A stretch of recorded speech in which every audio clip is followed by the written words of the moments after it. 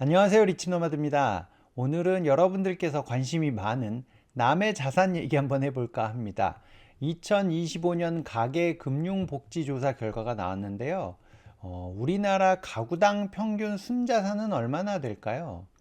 제가 작년에도 이 2024년 가계금융복지조사 결과를 올렸는데 그때 조회수가 되게 많이 나왔거든요. 사람들이 남의 얘기에 굉장히 관심을 갖는데 저도 궁금하긴 합니다. 딴 사람들은 얼마나 갖고 있는지. 우리나라 가구당 평균 순자산은 4억 7천 정도 된다고 합니다. 이게 순자산이니까 부채를 뺀 걸 얘기하거든요. 그러니까 총자산으로 따지면 한 5억 7천 정도 되는데 부채를 빼고 나니까 순자산은 한 4억 7천 정도 된다고 합니다. 24년 대비해서 한 이제 5% 정도 이제 증가가 한 거고요. 중앙값으로, 그러니까 1등부터 꼴등까지 해서 딱 중간 정도로 해놓으면 중앙값은 한 2억 3,900 정도 됩니다.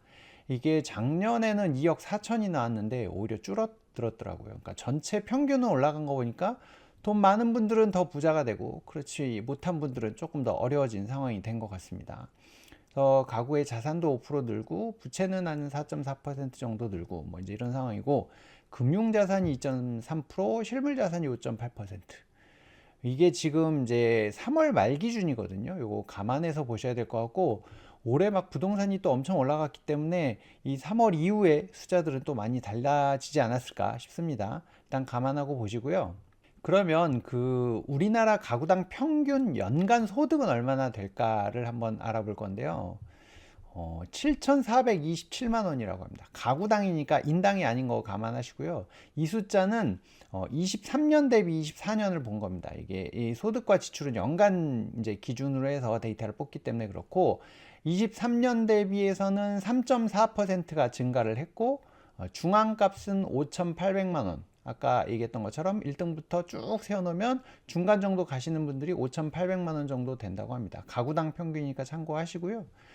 근로소득이나 이런 건 뭐 2.4%, 2.1% 이렇지만 재산소득들이 많이 늘어난 걸 알 수 있습니다. 뭐 집값도 올라가고 뭐 등등등 금융소득도 늘어나고 이래서 그런 것 같은데 뭐 이제 이런 상황이니까 나는 작년에 소득이 얼마나 늘었지? 자산이 얼마나 늘었지? 한번 보시고 그래도 내가 평균만큼은 늘었어야지 쫓아가는 건데 이제 그런 부분도 내년 목표를 세우실 때 한번 참고하시면 될 것 같습니다. 처분 가능 소득도 한 3% 정도 늘어났네요.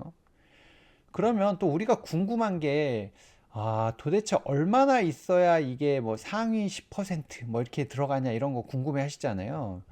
그래서 순자산 10억 이상이면 도대체 얼마나 될까라고 봤는데, 전체 가구의 57%가 순자산 3억 미만이라고 합니다. 그러니까 10억하고 이 거리가 꽤 있잖아요. 전체 가구의 57%가 3억 미만인데 10억이면 뭐 어마어마하게 일단 부자라고 봐야 될 것 같고 중앙값은 아까 말씀드렸던 대로 2억 3,860만 원. 10억 원 이상인 가구는 11.8%. 여기 보시면 11.8%돼 있죠.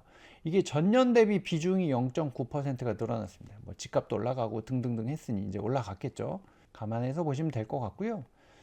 그러면 순자산 상위 10%가 되려면 얼마일까? 아까 11.8%가 10억 넘는다고 했으니까 24년 기준으로 봤을 때는 10억 4,592만 원이 넘어야 상위 10%였는데 올해 같은 경우는 11억 20만 원 정도, 5% 정도 늘어났다고 합니다.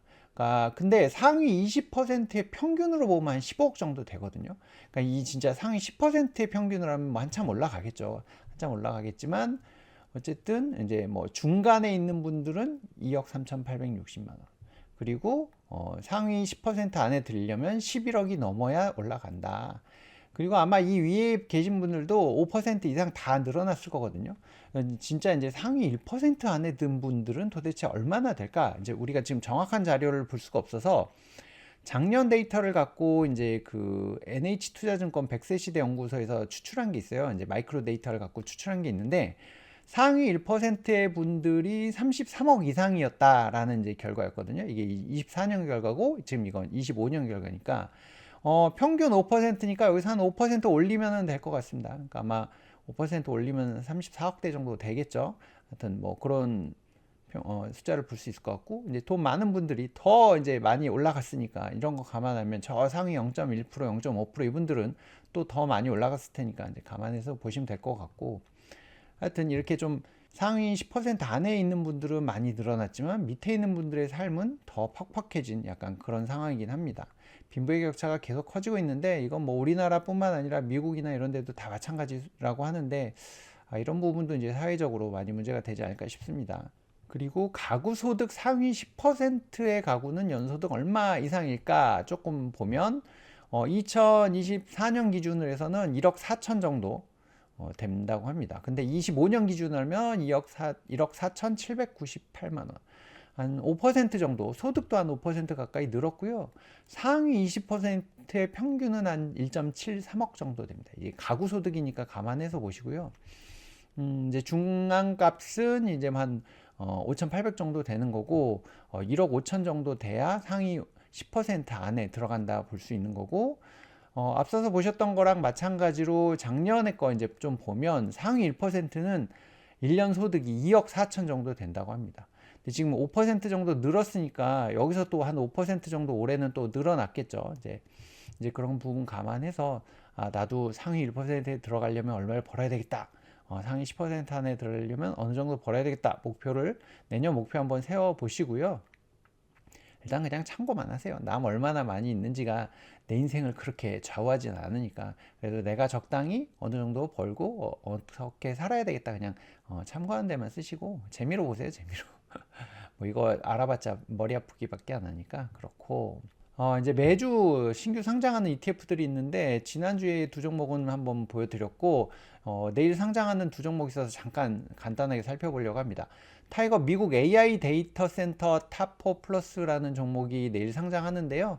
연보수는 0.49%, 네오클라우드 3사, 코어위브, 아이렌, 네비우스와 오라클에 집중 투자를 하고요. 여기에다 추가로 AI 데이터 센터, 장비 기업 등 총 10개 종목에 집중 투자하는 그런 상품이라고 합니다.